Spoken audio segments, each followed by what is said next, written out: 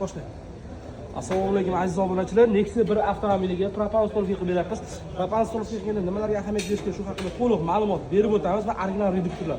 Va mana buni juda ham ideal qilib to'g'ri qo'yishga, agar buni to'g'ri qo'ymaydigan bo'lsangiz, propan yaxshi so'rmay qoladi, shuni hisobiga proyekt bermay qoladi. Ahamiyat berib ballonlarimiz kafolatlangan. Xo'p, kamera yaqinroq keling. Xo'p, qo'limda turgan mana bu ikkita reduktor, bittasi original, bittasi poddelka. Yana bunisi original, bunisi poddelka. Endi buni farqini qanday bilaman deydigan bo'lsangiz, chekasidagi prikladka sodda tushuntirgan nima qog'oz bo'ladi poddelkasida. Originalida esa mana bunday ko'rinishda qattiq rezinka bo'ladi.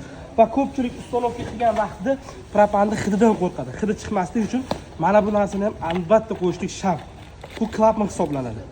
Ya'ni siz bu gazdan kelgan, ballondan kelgan davleniya birinchi bunga keladi. Bundan keyin reduktorga o'tadi. Ya'ni ko'pchilik ishni oson bo'lsin, narxi arzon bo'lsin deydi-da, sizni aldab buni qo'ymasdan turib, buni o'zini qo'yib yuborish ham mumkin. Ya'ni prama reduktorga jo'natib qo'yish mumkin. Shuning uchun дополнительный klapan qo'yish shart.